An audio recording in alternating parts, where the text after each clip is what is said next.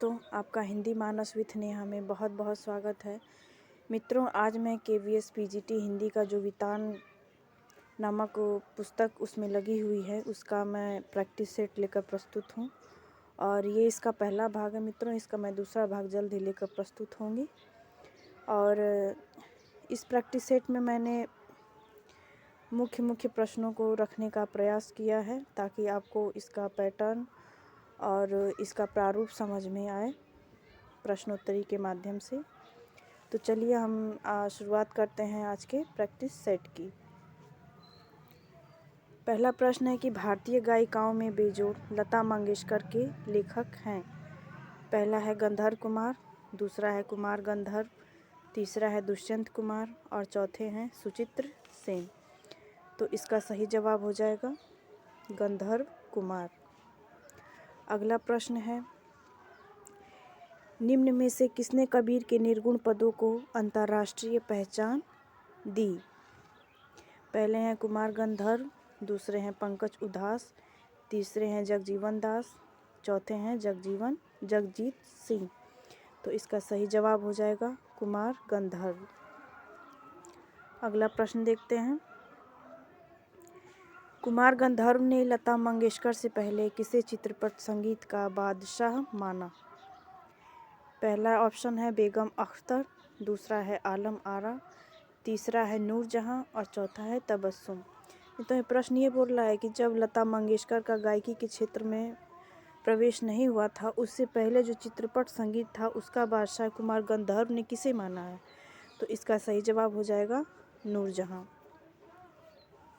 अगला प्रश्न देखते हैं, प्रश्न नंबर 4 है कि लता जी की लोकप्रियता का कारण नहीं है।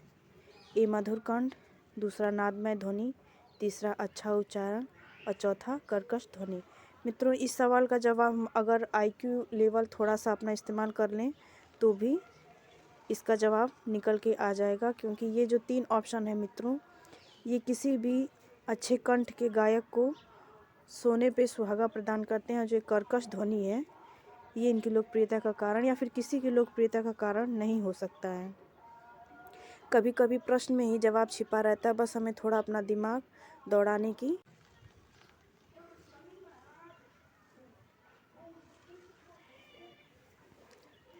आगे चलते हैं। राजस्थान की रजत बूंदी की रचनाकार हैं। पहला है भवानी प्रसाद मिश्र, दूसरा है अनुपम मिश्र, तीसरा है केशव मिश्र या चौथे हैं रामदरस मिश्र। तो इसका सही जवाब हो जाएगा अनुपम मिश्र। अगला प्रश्न है कि राजस्थान की रजत बूंदी में लेखक ने 3 तरह के पानी का वर्णन किया है, इनमें से कौन नहीं है? पहला है पालर पानी, दूसरा है पाताल पानी, तीसरा है रेजानी पानी और चौथा है काला पानी। तो इसका सही जवाब हो जाएगा ऑप्शन नंबर 4, क्योंकि ये ऊपर की जो 3 ऑप्शन है इसका वर्णन लेखक ने किया है। अगला प्रश्न देखते हैं, आज भी खरे हैं तालाब के लेखक हैं। पहला है भवानी प्रसाद मिश्र, दूसरे हैं अनुपम मिश्र, तीसरे हैं केशव मिश्र और चौथे हैं रामदरस मिश्र। तो इसका सही जवाब हो जाएगा अनुपम मिश्र। अगला प्रश्न देखते हैं, अनुपम मिश्र का संबंध किस क्षेत्र से है? ये तो सभी लोग जानते होंगे। संगीत, दूसरा है पर्यावरण, तीसरा है शिक्षा या फिर चौथा है पत्रकारिता। तो इसका सही जवाब हो जाएगा ऑप्शन नंबर 2, अनुपम मिश्र का संबंध पर्यावरण से है। अगला प्रश्न देखते हैं, आलो अंधारी रचना किस विधा में है? प्रश्न नंबर 9, आलो अंधारी रचना किस विधा में है? तो यहाँ पे जब विधा पूछी जाती है तो अगर हमें कोई भी चीज़ कंफर्म नहीं होती है तो हम उसमें बहुत ही घबरा जाते हैं। तो हमें किसी भी रचना की विधा भी याद रखना है कि रचना कौन सी विधा की है। तो इसमें पहला ऑप्शन है उपन्यास, दूसरा है कहानी, तीसरा है नाटक और चौथा है आत्मकथा। तो इसका सही जवाब हो जाएगा ऑप्शन नंबर 1। अरे माफ़ कीजिएगा, इसका सही जवाब हो जाएगा ऑप्शन नंबर 4, ये आत्मकथा है। अगला प्रश्न देखते हैं, आलो अंधारी किसकी आत्मकथा है? देखिए यहाँ पे आ गया है कि आलो अंधारी क्या है? आत्मकथा है। तो प्रश्न बोल रहा है कि आलू अंधारी किसकी आत्मकथा है। पहला है बेबी बानो, दूसरा है बेबी हालदार, तीसरा है बेबी आलू और चौथा है इनमें से कोई नहीं। तो इसका सही जवाब सभी लोगों ने अब तक सोच लिया होगा।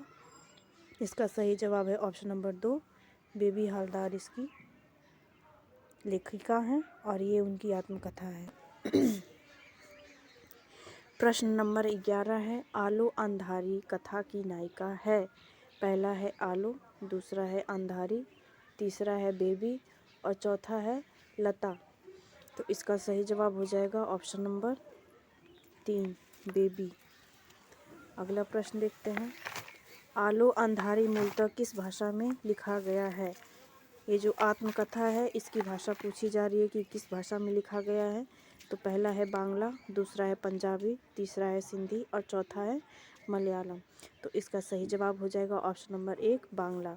आलो अंधारी बांग्ला भाषा में लिखी गई रचना है।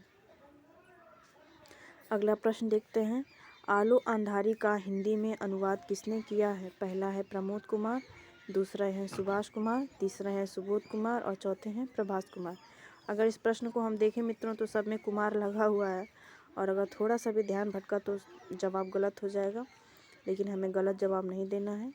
हमें पता है कि इनके आलो अंधारी का अनुवाद प्रमोद कुमार ने किया है। अगला प्रश्न देखते हैं, शिव कुमार साधी रमैया इनमें से किसका नाम है। पहला है अनूप कुमार, दूसरे हैं गंधर्व कुमार, तीसरी हैं बेबी हालदार और चौथा है इनमें से कोई नहीं। तो इसका सही जवाब हो जाएगा, ये गंधर्व कुमार का नाम है। अगला प्रश्न है कि निम्न में से सत्य है।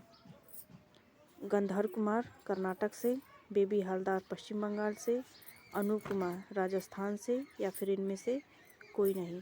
तो गंधर्व कुमार जो है वो कर्नाटक से हैं, ये बात एकदम सही है। ये बेबी हालदार हैं, ये पश्चिम बंगाल से ना होकर जम्मू कश्मीर से हैं और अनूप कुमार राजस्थान से ना होकर महाराष्ट्र से हैं। तो इसका ऑप्शन नंबर 1 सही हो जाएगा। प्रश्न संख्या 16 है, आलो अंधारी का शाब्दिक अर्थ क्या है। पहला है उजाले का अंधेरा, दूसरा है अंधेरे का उजाला, तीसरा है उजाला और चौथा है सवेरा। तो इसका सही जवाब हो जाएगा ऑप्शन नंबर 2, अंधेरे का उजाला। आलो का मतलब हो गया अंधेरा और अंधारी का मतलब हो गया उजाला। आगे चलते हैं, प्रश्न नंबर 17 है कि निम्न में से आलो अंधारी का पात्र नहीं है। पहला तातुश, दूसरा सुनील, तीसरा सुनीति या फिर चौथा अनिल। तो ये जो ऊपर के चारों ऑप्शन है मित्रों, ये आलो अंधारी के पात्र हैं, लेकिन ये जो अनिल है ये आलो अंधारी का पात्र नहीं है। आगे चलते हैं, बांग्ला दीदी माँ का हिंदी में अर्थ है। पहला है मौसी, दूसरा है मामी, तीसरा है बुआ और चौथी है नानी। तो मित्रों जिन लोगों ने ये टेक्स्ट बुक पढ़ी होगी और या फिर गहनता से पात्र के बारे में जानते होंगे या फिर जो बंगाल से इस वीडियो को देखेंगे वो तो समझ ही जाएंगे कि दीदी माँ का मतलब होता है हिंदी मतलब नानी। तो मित्रों ये था आज का प्रैक्टिस सेट। इसमें हमने कुल टोटल 18 प्रश्न सम्मिलित किए हैं और आगे की वीडियो में आपके लिए मैं और महत्वपूर्ण प्रश्नोत्तरी को लेकर ज़रूर हाजिर होंगी। तब तक आप इसे गहनता से विचारें, पढ़ें और अपने अध्ययन काम में जुट जाएं। अंततः जीत आपकी होगी। इस चैनल पर बने रहें। मिलते हैं अगले वीडियो में।